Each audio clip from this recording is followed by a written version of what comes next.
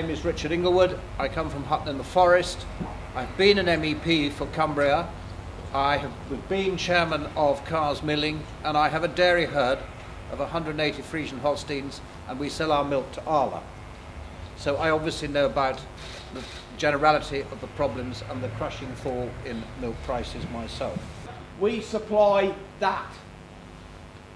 Therefore, as far as I'm concerned, FFA is concerned, talking to retailers and others, most of the product that is built up because of that should not be impacting on our price. The second one is global supply and demand.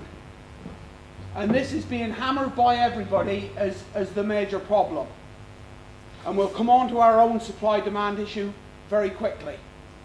I, again, don't believe that that is an issue. And why don't I believe it's an issue is because 85% of what you produce never leaves these shores. Have you got a view? No, I've protested, with farmers for action for 2001 we started, and we've got 2 months at the moment to make our voice heard. Because once we go past Christmas, there's too much milk and not much sale at the moment. There's a lot of demand for milk, and we've got to make ourselves heard now. I would like to know what we can do immediately to make a difference. You talk about producing less milk, that's not going to make a difference overnight. So what can we do tomorrow to make a difference? Where do we stand outside? Well, I disagree with your first point, and the evidence is there to clearly show it. The good Lord gave us 2 terrible years where cows decided that they weren't going to produce milk whatever you shoved in front of them, right? And look what happened. Your milk price got up to 35p. We tighten up milk supply now over the next 6 to 8 weeks, and you watch and see what the milk price does. Global demand, Russia, or nothing will count for it. They'll all be out there wanting the milk.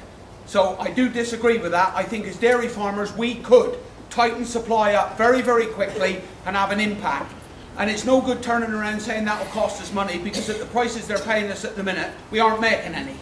So if you ever wanted an opportunity to do something, we could do it now. Standing outside of distribution centres or milk processors has an impact on making people sit up and recognise the plight. It is not the solution. The solution lies with us. Short term, tighten supply, and you watch what would happen.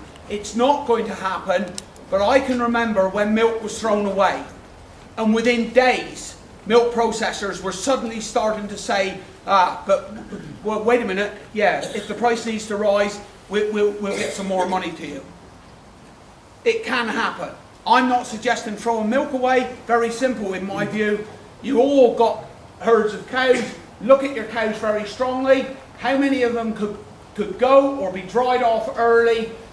Basically, you could slow this job right down very quickly. When they've not got milk going through their processing plant, when the retailer knows that his processor tells him, we are tight on supply, I will guarantee you the money will come. Yeah, but you know as well as I do, you know better than I do, that probably I might do it, and my next door neighbour might do it. Yeah. But the next door to him won't, that's for sure. I'll be a bit flippant about this one, because that's probably what the problem with the industry is. Yeah.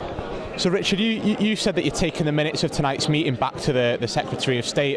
What were the main takeaways from tonight, and what's the task that's been given to you to take back? Well, they form it really into 2 bits. One is there is a clear evidence of the state of crisis and the problem that is facing the dairy industry as of now. And secondly, and this is at least as important, are a number of suggestions about what should happen next.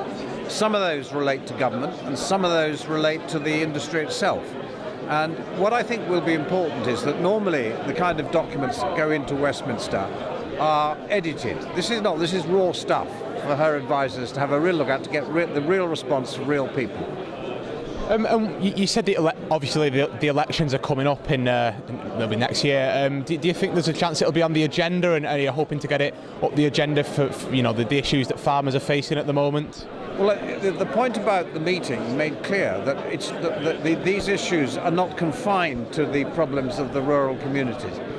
It's part of a wider matrix of relationships right through the country. And so it's important that this gets fed into that and then plays its rightful part in the resolution of the issues that throws up.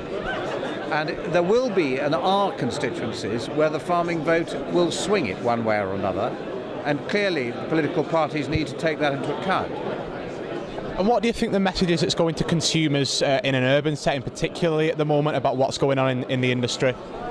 Well, I think that the message that needs to be made to them is that the farmers' problem does not need to be solved by them paying more money. What is happening is it's the margins in the middle between the producers and the consumers are in many cases very high, and the place where the squeeze needs to come, I'm afraid, is on, in certain areas, on supermarkets and their profits, particularly when they are using the products of dairy farmers to promote other products they're selling. If you market a product, you should jolly well pay the cost of the marketing yourself, not pass it on to someone else.